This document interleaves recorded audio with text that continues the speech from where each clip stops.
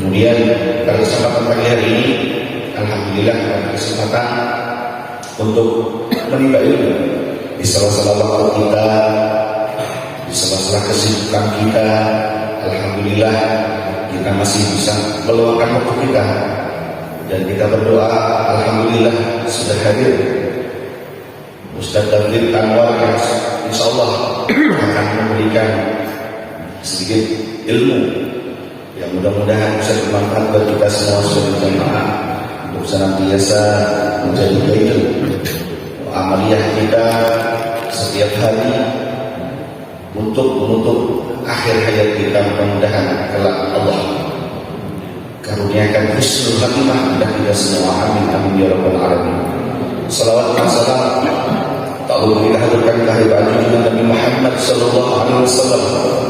Mudah-mudahan kita yang senantiasa beristiqomah untuk senantiasa menggapai sunnah-sunnahnya, kelak kita diakui menjadi umatnya Rasulullah sallallahu alaihi wasallam yang insyaallah Allah ridha kita mendapat syafaat ummah dari beliau baginda Nabi Muhammad sallallahu alaihi wasallam. Kepada jemaah sekalian, wabil khusus kepada KM Al-Ukhwah Bapak Haji Kasuhud, pada yang terhormat Bapak Ustaz Jawab selaku Ketua Yayasan Masjid Jami Al-Ukhwah, dan seluruh jamaah bapak-bapak dan ibu-ibu sekalian yang saat ini kita masih meluangkan waktu untuk senantiasa berkelabu ini. Mudah-mudahan kegiatan langkah kaki kita, niatan kita dimulai dari rumah beribadah kepada Allah Subhanahu wa taala, dan kelak kita sampai dipanggil Allah Subhanahu wa taala. Mudah-mudahan ini bagian catatan amal ibadah yang dimuliakan oleh Allah Subhanahu wa taala, yang telah memberatkan timbangan amal ibadah kita sehingga Allah berkenan untuk menunjuki kita, menunjukkan jalan kepada kita kepada surganya Allah Subhanahu wa taala. Amin amin ya rabbal alamin. Kemudian berikutnya kepada yang terhormat Ustaz David Anwar, mudah-mudahan beliau dipanjangkan umurnya oleh Allah Subhanahu wa taala, kemudian bermanfaat atas segala ilmunya dan dikaruniakan kelak tambah ilmu yang berlebih.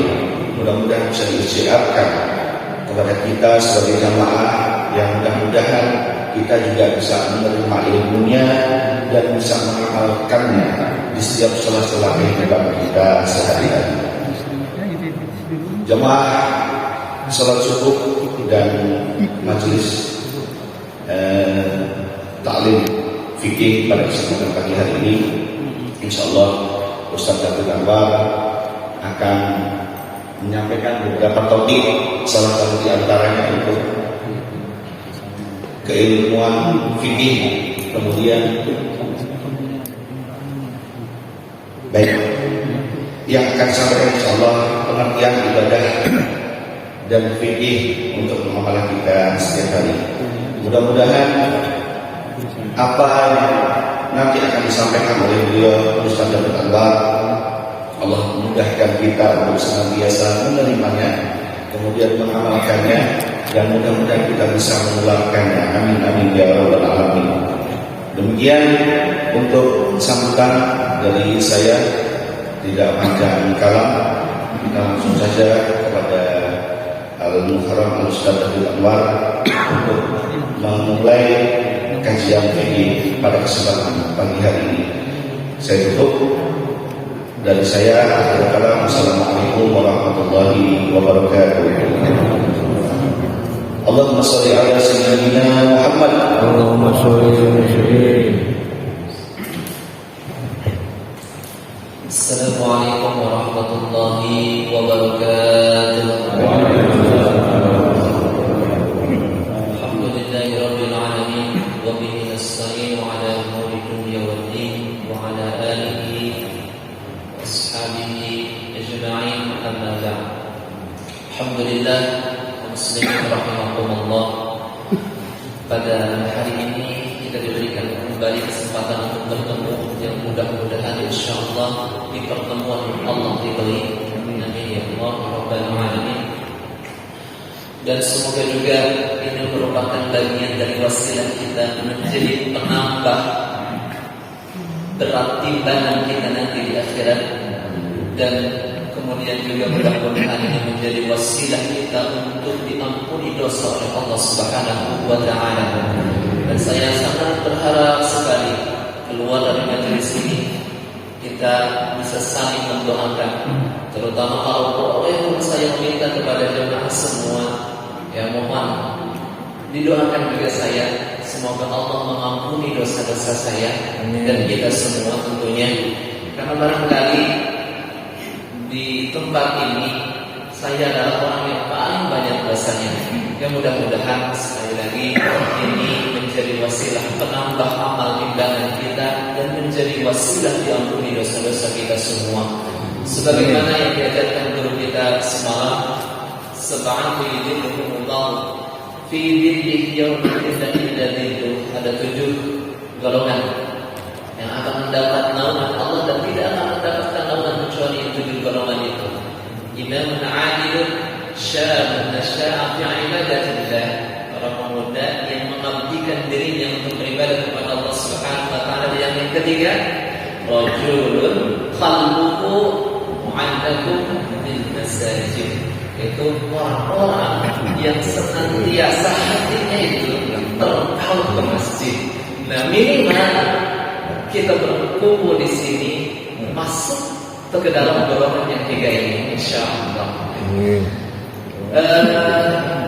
Kaum muslimin rahimahumullah, pada kesempatan ini insyaallah saya akan menyampaikan, kita sudah masuk ke dalam bab fikih. Kalau kemarin baru sekedar pembukaan, kalau sekarang kita sudah masuk ke dalam materi fikihnya. Namun tentu jangan tidak, yang dimaksud materi fikih di sini tidak langsung kepada bab salat.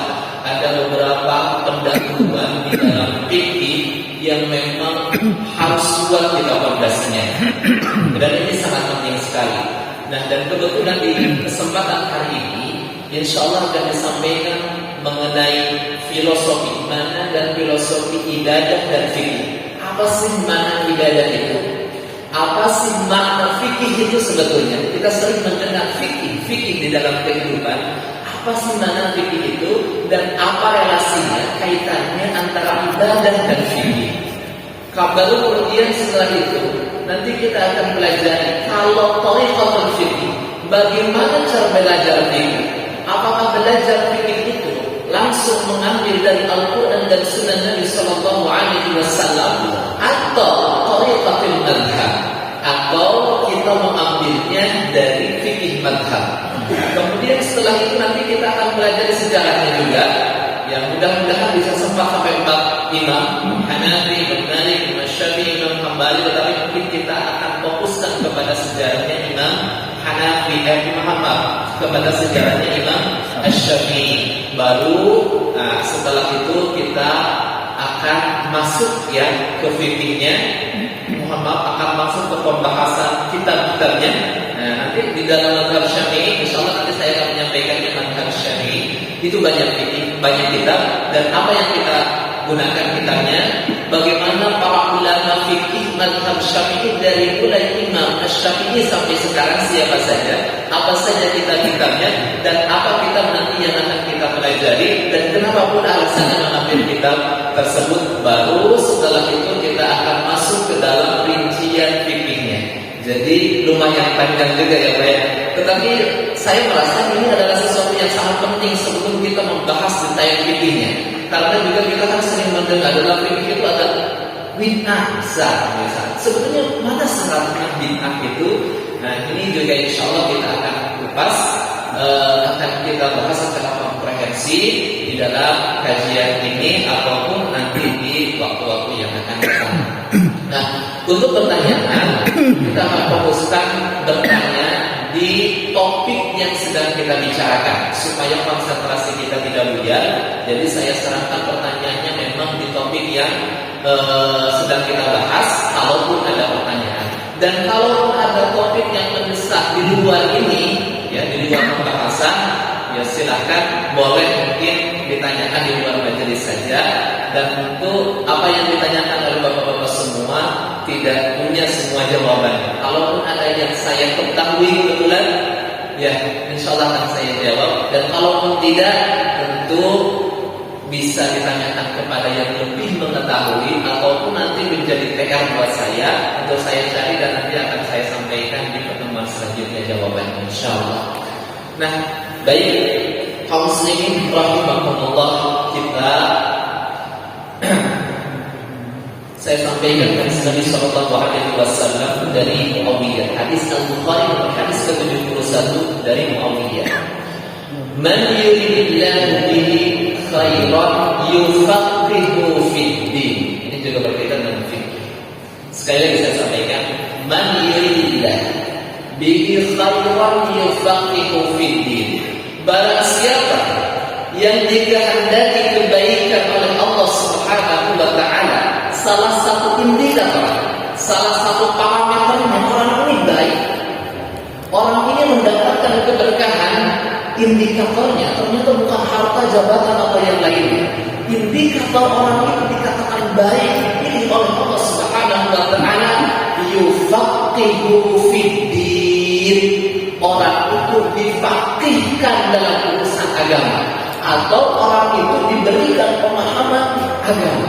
Jadi ternyata apa semuanya indikator seseorang mukmin itu dikatakan baik oleh Allah atau dikehendaki kebaikan oleh Allah Subhanahu wa taala, indikatornya bukan harta yang melimpah ruah, tetapi indikator atau parameter utamanya itu adalah dia dipahamkan mengenai pemahaman agama yang baik dan benar. Itu saja itu adalah indikator utamanya. Karena kan sering kita mari juga pertanyaan PRT. Salah satu tandanya kita itu diberkahi oleh Allah Subhanahu wa taala apa? Ya kita kan sering menganggap kalau diberikan keberkahan itu adalah hartanya melimpah, anak-anaknya, istrinya banyak misalnya kan. Tapi ternyata tidak seperti itu. Kita diberikan pemahaman agama itu adalah contoh, itu adalah indikator kita diberikan kebaikan oleh Allah Subhanahu wa taala, dan mudah-mudahan itu semua ya tidak akan pernah tercapai kecuali dengan belajar, dan ini adalah salah satu wasilannya insyaallah. Baik, kaum muslimin rahimakumullah, sekarang kita masuk kepada ibadah, pengertian ibadah. Apa sih yang dimaksud dengan ibadah itu? Kalau kita ambil katanya, ada ya'bud abdan wa ibadatan. Ibadah itu menghamba, ya, menghamba. Mungkin Bapak sering melihat dengan kata-kata menghamba.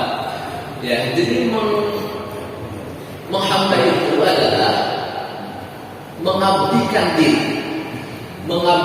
diri untuk tuannya. Kita sering mengenal dalam fikih juga kan hamba sahaya. Hamba sahaya itu hidupnya mengabdikan diri untuk Tuhan. Dan begitu pun konteks ibadah kita di dalam kepada Allah Subhanahu wa taala. Kita ibadah pada dasarnya kita mengabdikan diri kita sebagai hamba yang hina kepada Allah Subhanahu wa taala. Tetapi ada perbedaan yang sangat mendasar antara penghambaan manusia kepada manusia dengan penghambaan manusia kepada Allah Subhanahu wa taala. Bedanya, kalau kita menghamba kepada manusia itu semata-mata untuk kepentingan tuannya. Ya, disuguhi, dilayani, itu memang untuk kepentingan tuannya. Tetapi penghambaan kita kepada Allah Subhanahu wa taala bukan untuk kepentingan Allah, karena Allah enggak butuh pada dasarnya. Tetapi semua penghambaan yang kita lakukan kepada Allah Subhanahu wa taala itu semata-mata hanya untuk kebahagiaan hambanya kita semua. Nah, itu perbedaan mendasarnya. Allah Subhanahu wa taala berfirman di dalam Quran surah Az-Zariyat surah ke-51 ayat ke-56, "Wa ma khalaqtul jinna wal insa illa liya'budun." Ya, dan tidaklah aku ciptakan jin dan manusia kecuali untuk beribadah kepada Allah Subhanahu wa Ta'ala. Nah, menarik. Nah, mungkin sebetulnya ini hanya sebagai salah saja. Di pertemuan selanjutnya, kalaupun ada papan tulis, bisa kita gunakan papan tulis karena kita akan berikan juga dari segi bahasa dan tafsirnya.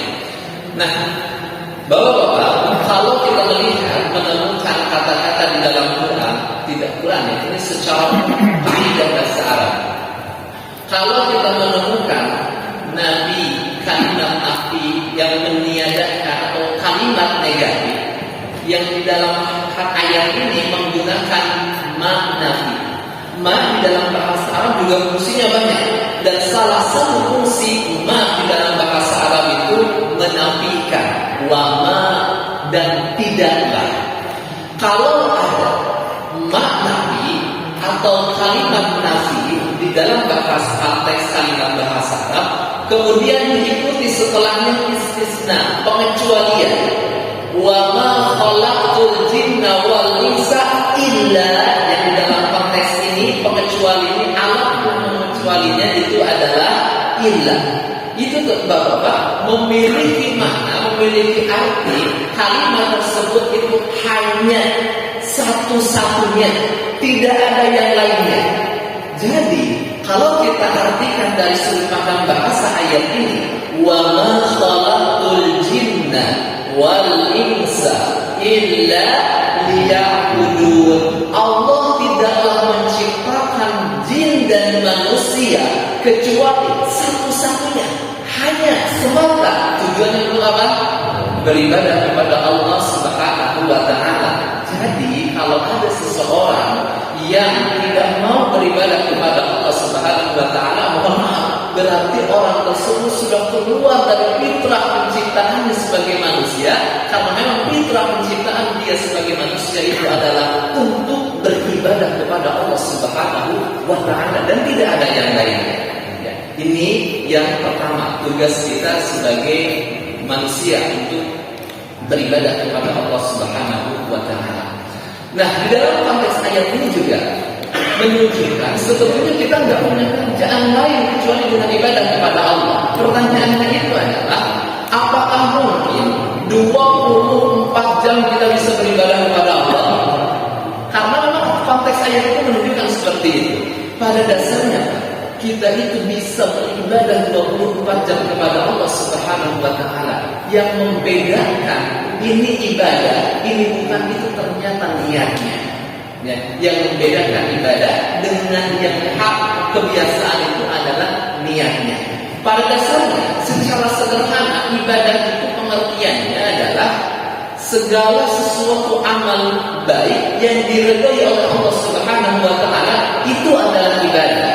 Dan yang membedakan antara ibadah dengan kebiasaan itu juga merupakan niat.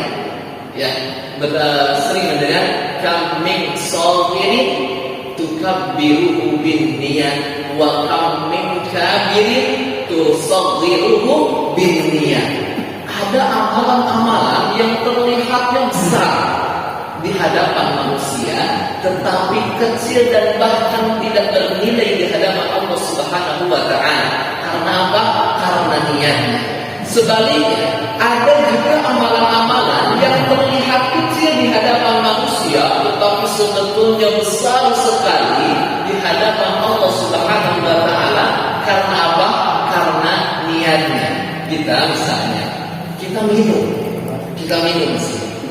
Ini pada dasarnya suatu hal yang kebiasaan biasa, tetapi beda ceritanya kalau kita minum dengan membaca bismillah, kemudian kita niatkan untuk menjaga kesehatan dan supaya kita bisa tetap terjaga ibadahnya kepada Allah Subhanahu wa Ta'ala. Itu juga ibadah. Kemudian ya, misal kita tidur sebetulnya kita tidak melakukan aktivitas ya. Seakan-akan ini adalah sesuatu hal yang lumrah dan biasa. Tetapi kalau kita sebelum tidur membaca doa kepada Allah, kemudian niatkan tidur ini supaya kita kuat untuk bangun dan tahajud beribadah kepada Allah Subhanahu wa Ta'ala, ini juga tidurnya ibadah. Beda cerita kalau kita hanya minum, ya minum saja tanpa ada niat, begitulah nilai, nggak ada nilai pahalanya. kita pun bekerja. Bukan kita sering misalkan melakukan hal-hal yang terlihat besar menurut kita, sholat, jihad, sedekah, membangun ini dan membangun itu. Tetapi ada sedikit saja niat yang bukan karena Allah Subhanahu wa Ta'ala, itu juga bisa menjadi hilang pahalanya atau bahkan bisa menjadi celaka. Dan nanti akan disampaikan di sini. Nah, oleh karena itu, ya, pertama syarat ibadah diterima itu apa? Niat. Allah Subhanahu wa Ta'ala berfirman di dasar dalilnya surah Al-Bayyinah ayat kelima, wa ma umiru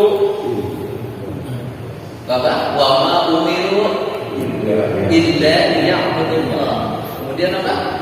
Mukhlishina lahud-din hunafa. Dan wa ma umiru, dan tidaklah mereka itu diperintahkan kecuali hanya untuk beribadah kepada Allah, tetapi tidak cukup beribadah kepada Allah, mukhlishina lahud-din, beribadah kepada Allah dengan ikhlas, totalitas dalam pelaksanaan yang rela meninggalkan semua harta bendanya untuk berhijrah karena perintah Allah Subhanahu wa Ta'ala. Maka ayat niatnya seperti ini disebutkan dalam hadis akan mendapatkan Allah dan Rasulnya di Madinah setelah hijrah. Tetapi ada juga pemuda, dia itu menikah sama saya, sehingga dia belum menikah. Kemudian ada wanita yang ingin dinikahinya di Madinah. Sekalian hijrah, gitu kan? Sambil saya pun kalau hijrah tidak bisa nikah di sana. Itu niat utamanya.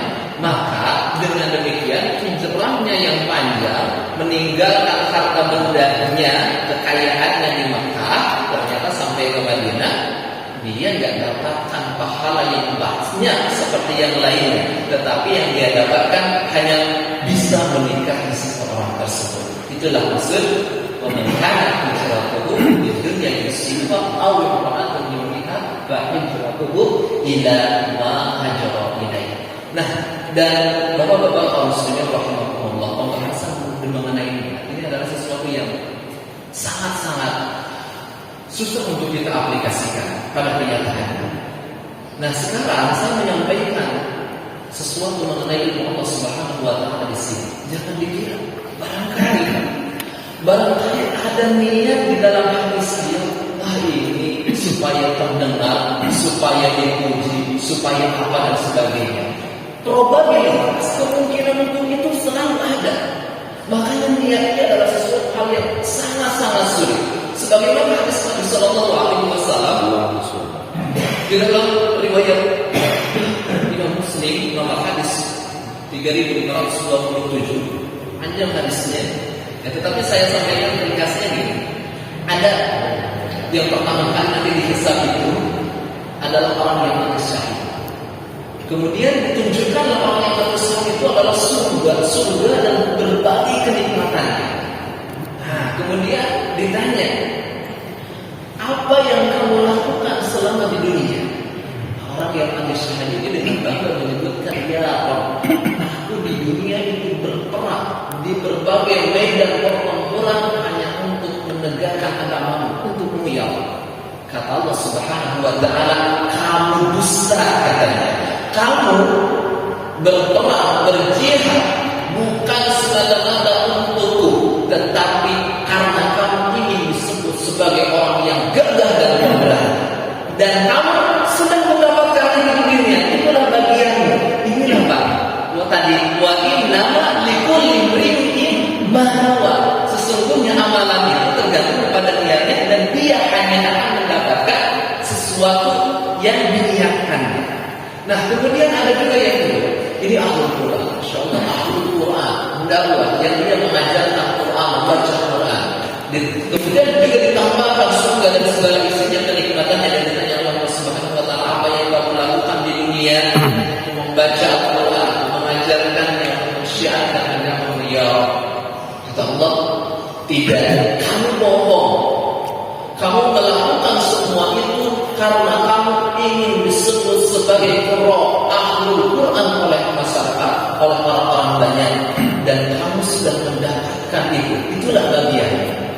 Ya. Kemudian ada juga yang ketiga, yang memiliki harta banyak, dia senang dan gemar sekali berinfak, membangun masjid, bangun sarana ibadah. Kemudian ditanya Allah Subhanahu wa taala, apa yang kamu lakukan di dunia? Ya Rabb, aku tidak meninggalkan harta kecuali aku infakkan semuanya di jalan-Mu ya Rabb. Allah Subhanahu wa taala berfirman mengatakan, kamu dusta, kamu bohong. Itu semua karena hanya ingin mendapatkan pujian dari orang-orang, dan kamu sudah mendapatkan itu di dunia, dan semuanya masuk neraka. Alhamdulillah ini. Dan jadi mengenai hati ini adalah sesuatu yang perlu kita jaga, dan ini nggak bisa dari sekali kajian mendengar kita bisa langsung ikhlas, kecuali melalui proses latihan yang panjang. Salah seorang ulama, saya lupa namanya, bukan ini Imam Al-Auza'i yang menemukan, yang jelas beliau pernah mengatakan tidak ada sesuatu yang sangat-sangat sulit buat kita kecuali menjaga niat. Ada ini luar biasa, niat itu sesuatu yang sangat-sangat sulit. Jadi memang perlu latih, perlu ilmu, dan perlu latihan. Baru mudah-mudahan insya Allah kita bisa diikhlaskan oleh Allah Subhanahu wa taala, karena ini adalah salah satu fondasi di dalam agama. Ya Pak. Jadi syarat ibadah yang pertama itu apa? Niat. Nah, kemudian yang kedua, ibadah itu diterima oleh Allah Subhanahu wa taala. Hadis Nabi sallallahu alaihi wasallam, hadis riwayat Imam Muslim, "Man 'amila 'amalan laisa 'alaihi amruna fa huwa raddun." Barang siapa yang melakukan suatu amalan ibadah yang kemudian amalan ibadah ini tidak sesuai apa yang kami perintahkan, tidak sesuai dengan syariat Islam, tidak sesuai yang dicontohkan oleh Nabi sallallahu alaihi wasallam, maka ibadahnya ini tertolak. Dan mending kalau kita tidak diterima, hanya tidak diterima itu mending. Bagaimana kalau ceritanya kalau kita melakukan suatu ibadah dan ibadah itu kategorinya bid'ah, bukan hanya tidak diterima, bahkan kalau kita menjadi pelaku bid'ah itu pun kita bisa menjadi ahli neraka.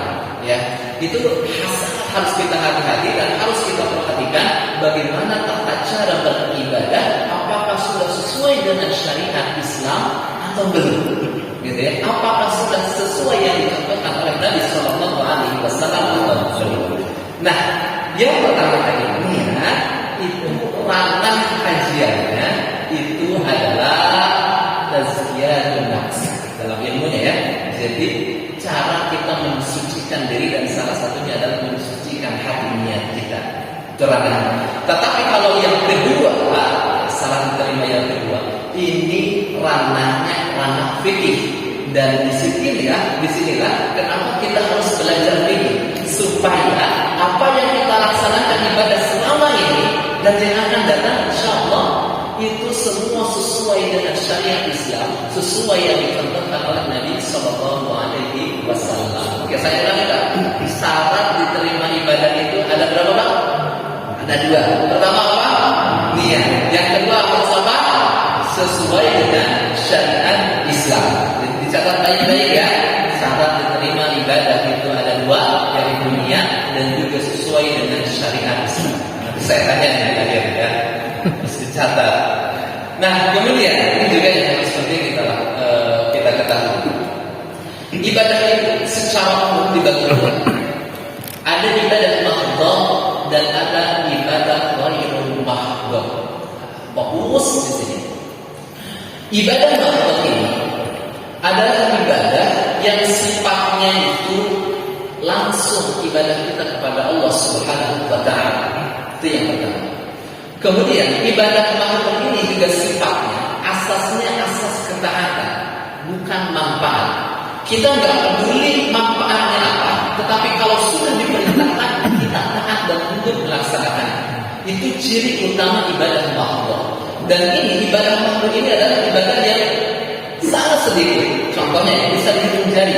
Ada sholat, ada zakat, ada puasa, ada haji. Nah, ranah ibadah mahdhah ini hanya ini semua. Ya. Dan asasnya itu ketaatan. Kita nggak peduli sholat itu misalkan di dalam dunia medis sebetulnya mengandung kesehatan.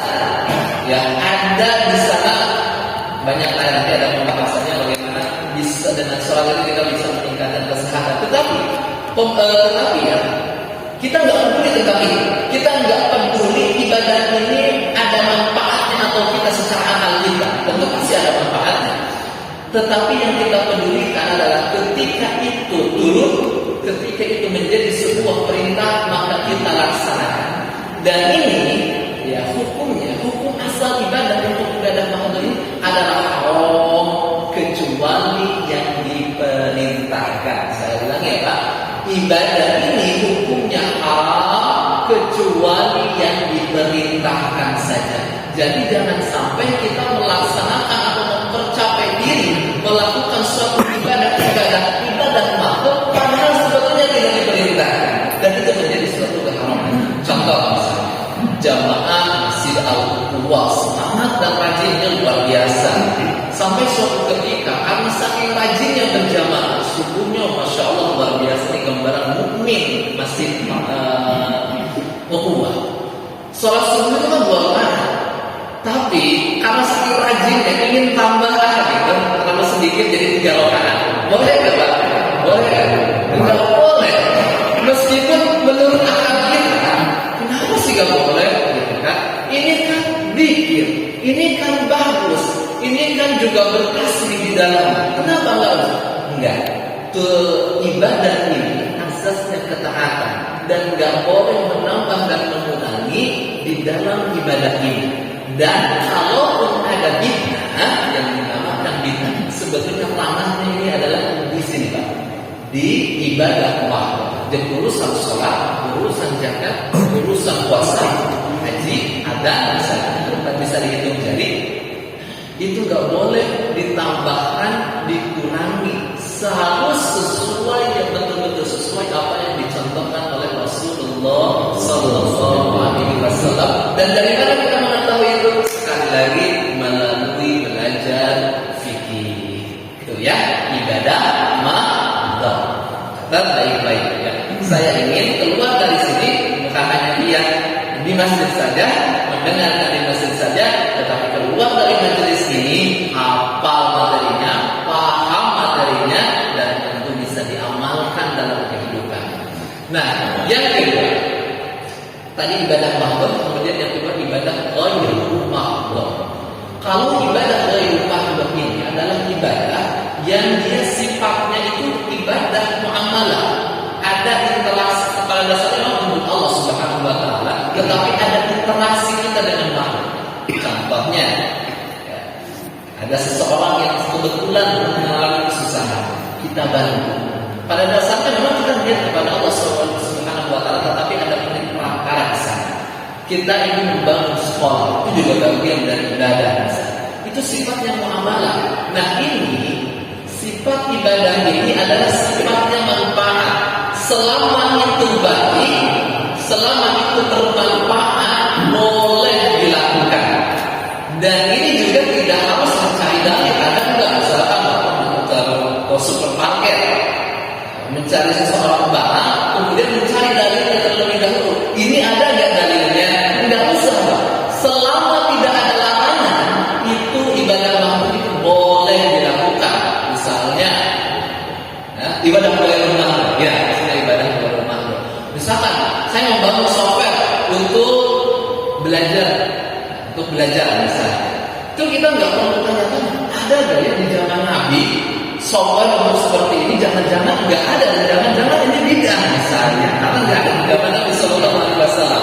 Makanya maka saya gitu. Kalau yang ibadah ghairu mahdoh ini adanya manfaat.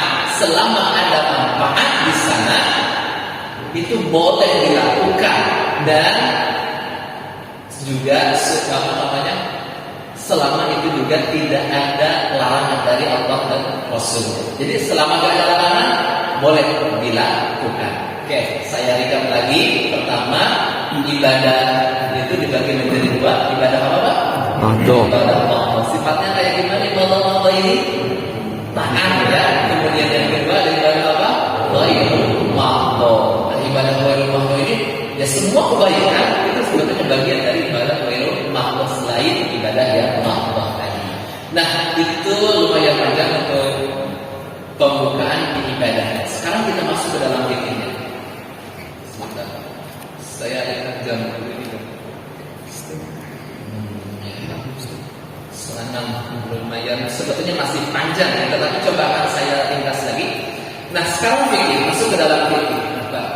Secara bahasa ini mungkin buat kita, karena kita kan ingin belajar fikih. Jangan sampai kita belajar fikih nggak tahu pengertian fikih itu apa.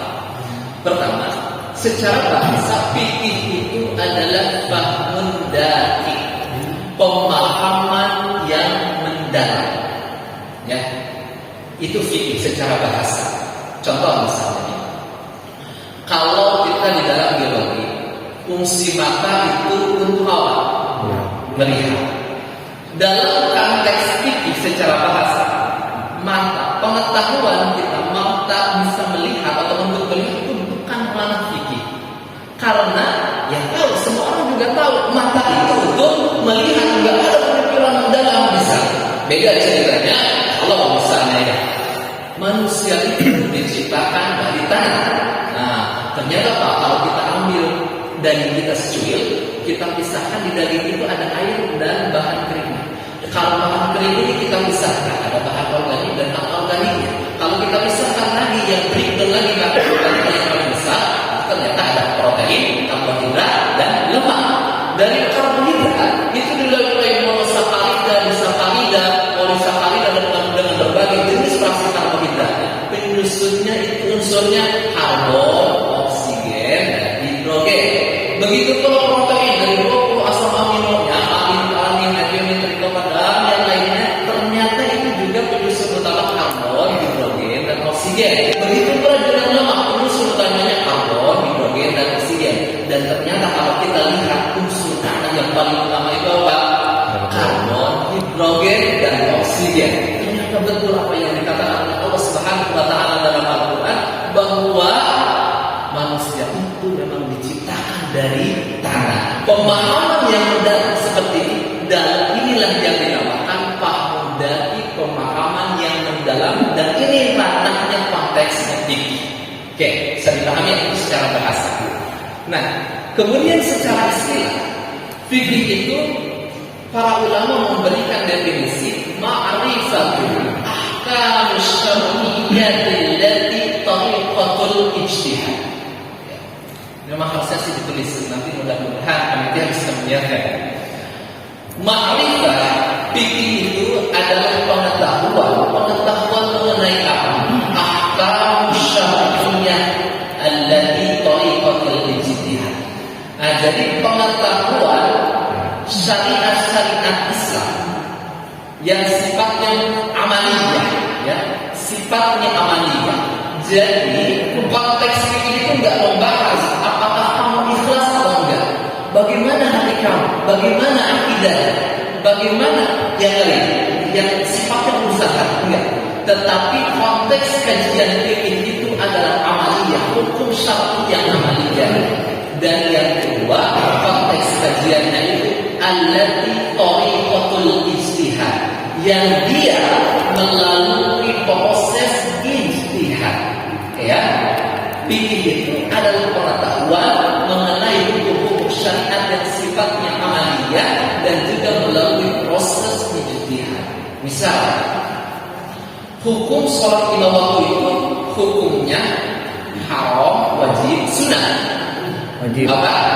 Wajib. Ya, Masya Allah, luar biasa. Menurut Bapak, ada nggak perbedaan? Misalnya, ulama mana itu yang mengatakan bahwa sholat lima waktu itu sunnah? Ada nggak kira-kira? Enggak. Hah? Enggak. Ada nggak? Ada. Enggak. Ada tidak? Ada yang tidak. Itu yang pertama. Terus misalnya, hukum zina itu apa? Haram.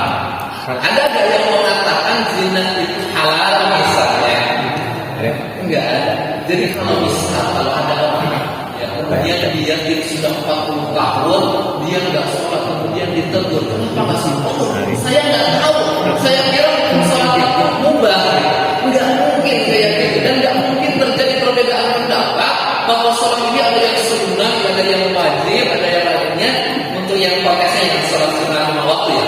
Nah, kalau yang seperti ini, sholat 5 waktu itu wajib, hukum mencuri itu sebetulnya meskipun masuk ke dalam konteks fikih, tetapi konteks kajian fikih secara istilah itu bukan termasuk.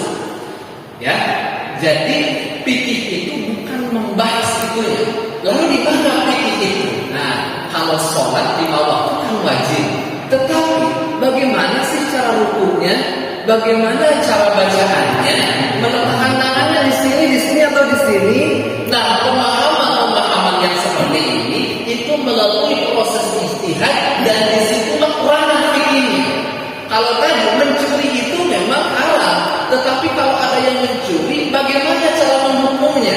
Apakah dipotong, apakah tidak? Kalau dipotong itu harus seperti apa kondisi dan berbagai seterusnya? Maka disitulah ranahnya fikih. Kata Imam Syekh Al-Umriti di dalam kitab Al-Mud Warqah, al-fiqhu ilmu kulli hukmin syar'i jaa ijtihadan duna hukmin faqih. Fikih itu adalah hukum, ya, al-ilmu al-fiqhu ilmu kulli hukmin syar'i, ilmu yang membahas tentang hukum syar'i jaa ijtihadan duna hukmin faqih, tetapi dia datang melalui proses ijtihad yang kalau melalui proses ijtihad itu maka kemungkinan untuk berbeda pendapat itu selalu ada. Ya, makanya kalau belajar ini yaitu nanti pasti ada perbedaan. Barangkali ketika ada yang saya sampaikan tadi, bapak menemukan B di sana. Nah, kalau ada perbedaan seperti itu kemungkinannya dua. Nggak harus menjelaskan terlebih dahulu karena kemungkinan yang dua. Kalau ada perbedaan, pertama bisa jadi keduanya benar. Bisa jadi yang A benar, yang B salah. Bisa jadi yang B salah, yang A benar, atau bahkan bisa jadi kedua-duanya salah. Ya, jadi itu masih dalam berbagai kemungkinan. Nah, kembali saya berkata, jadi pemahaman fikih itu adalah fahmun daki, pemahaman yang mendalam. Maka konteks ranah kajian fikih itu adalah yang ilmu syar'i yang sifatnya amaliyah dan dia itu melalui proses ijtihad. Jadi yang menjadi kajian bukan sholat haram atau wajib, haram atau wajib, tetapi bagaimana cara merukuknya, bagaimana cara sujudnya, bagaimana cara bacaannya. Dan ini melalui proses ijtihad, itulah yang dinamakan fikih, dan itulah yang insyaallah nanti kita akan pelajari insyaallah. Dan saya rasa ini menjadi fondasi yang harus kita kuasai, yang harus kita pahami dengan baik sebelum kita betul-betul membahas rincian bab-bab fikihnya. Dan nanti insyaallah di pertemuan selanjutnya kita akan membahas tariqatul fikih, bagaimana cara kita belajar fikih. Apakah dengan fikih itu kita harus mengambil langsung dari Al-Quran, Al-Qurannya, hadisnya kita ambil menjadi sebuah hukum fikih, ataukah di awal memang kita harus mengikuti fikih dalam mazhab?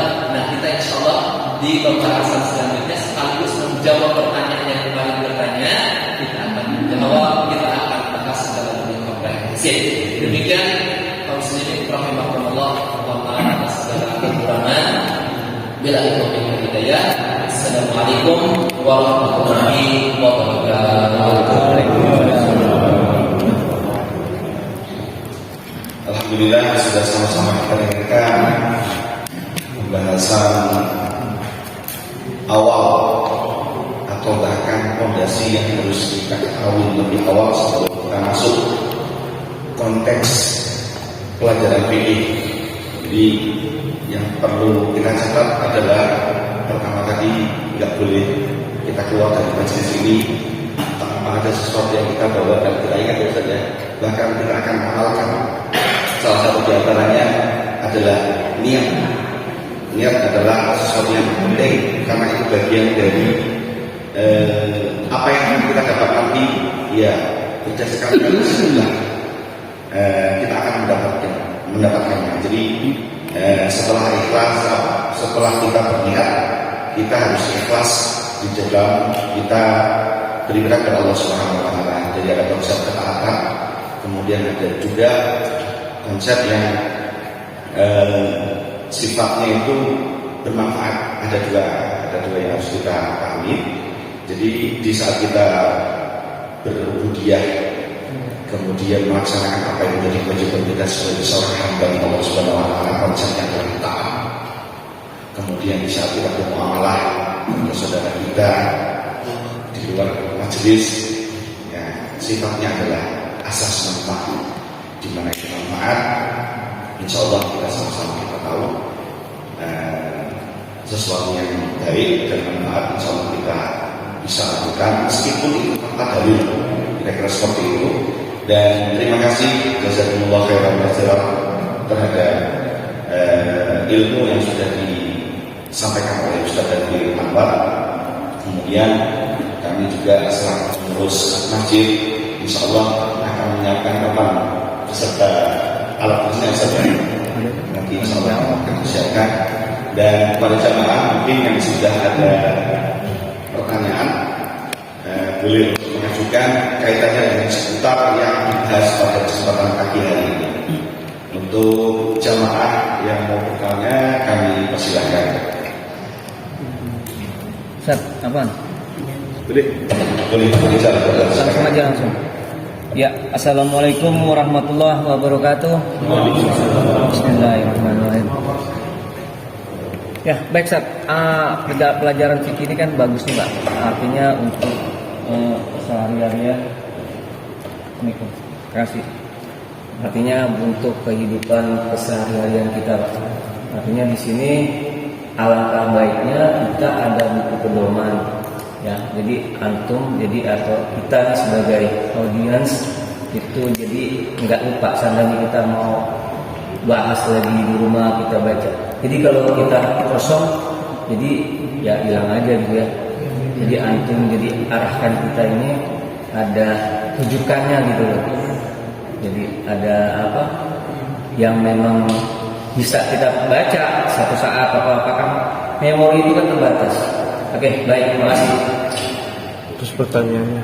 Ya pertanyaannya belum. Oke, siap. Ya. Nanti Pak. Artinya bukan pertanyaan sih. Oke, nanti kiranya Ya harus kalau pertanyaan. kitanya insya Allah akan bisa menggunakan Abi Syuja. Nah, jadi nanti boleh Bapak beli sendiri-sendiri. Kita bisa